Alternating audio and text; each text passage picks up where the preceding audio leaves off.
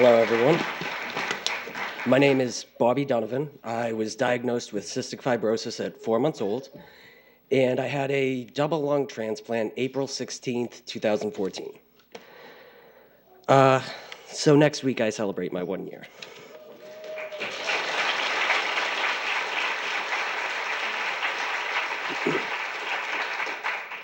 My transplant story started back in November of 2008.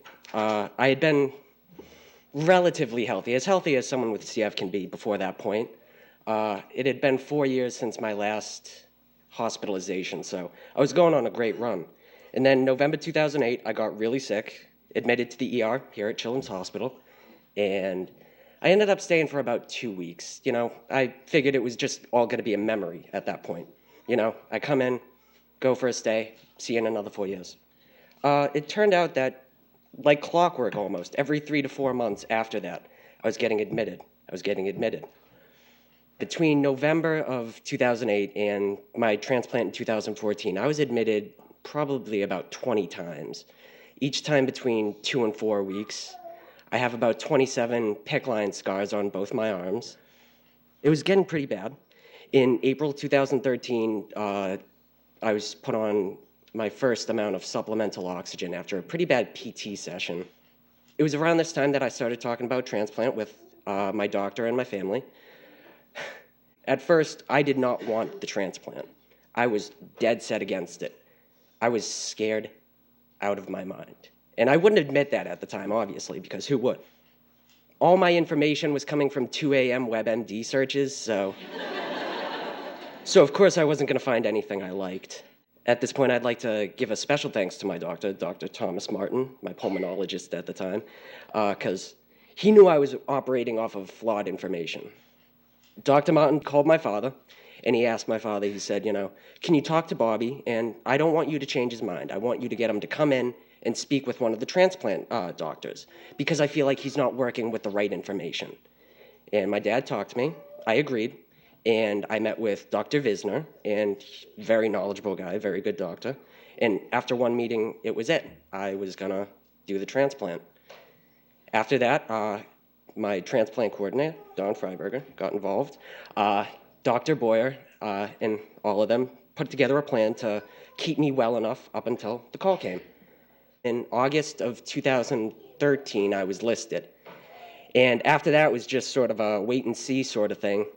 I was very anxious. Honestly, the wait was the worst part. It wasn't getting worse. It wasn't getting sicker. It was the not knowing. I had about 2 or 3 hospitalizations between being listed and being transplanted. January of 2014, I was in the hospital again, and I was writing an advance directive with my doctor, and he informed me that he didn't expect my lungs to last the rest of the year. Usually that would devastate someone. That would cut them to their core. But for me, it just it steeled my resolve. It was something about that. I was like, I wasn't going to be a memorial. I wasn't going to be a gravestone. I wasn't going to be an inspirational Facebook post for one of my friends. I was going to make it through this.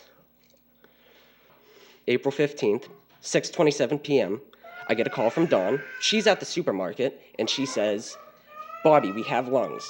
And there are children here, so I won't say what I said in response to that.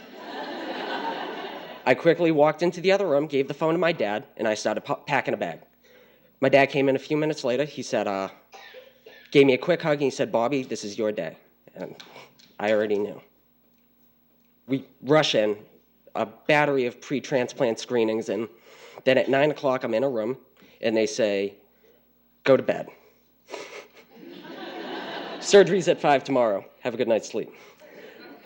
I had met with the anesthesiologist, my surgeon, Dr. Fynn-Thompson, and I remember asking, Dr. Fynn-Thompson, can you take a picture of the old lungs?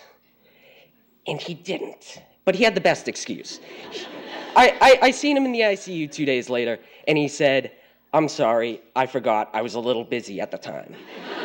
So, next morning at 5:30, they roll me down to the 3rd floor operation theater, and the anesthesiologist is waiting for me right there with my first round. I gave my clattering to my family. I said, see you later, and then they knocked me out right there. I don't remember anything until the next day at 2 p.m. My recovery, it hit some snags. It was painful as hell sometimes. Reinflating your own lung after getting the fluid drained out is not fun. But I wouldn't trade that for anything in the world. See, I went back to school this year after not going for 3 years, and I took an intro to philosophy course, and we talked about Nietzsche and stuff like that. And Nietzsche thought that, pain is what gives us, it's a contrast in life. You can't know true happiness until you've felt horrible pain. And it sounds like complete trash if you haven't experienced it. I'm going back to school for the first time since 2012. I'm finishing my associates in a month. I'm going to Curry College in the fall. I work out 4 days a week. God, if you had told me a year ago where I'd been, I wouldn't have believed you. I didn't used to plan for a future because I didn't think I would have one. And now I can. And it's the greatest gift I've ever been given. In case you haven't noticed, there's a little bit of a theme here. It's that my recovery is not my own. It's my face. I'm the person you see. I'm the person who you say, oh, how could you do something like that? You're so strong. Well, yes, I am. But I wouldn't be here without the people who got me here. If I'm to leave you guys with something, it's that, when you're sick, you're lonely a lot. Sometimes you don't even feel like a person. I know I didn't for a long time. But it's the people you connect with, the support system that you have, that really, it's not only what makes it work, but it's what makes it worth it. Thank you all for having me here.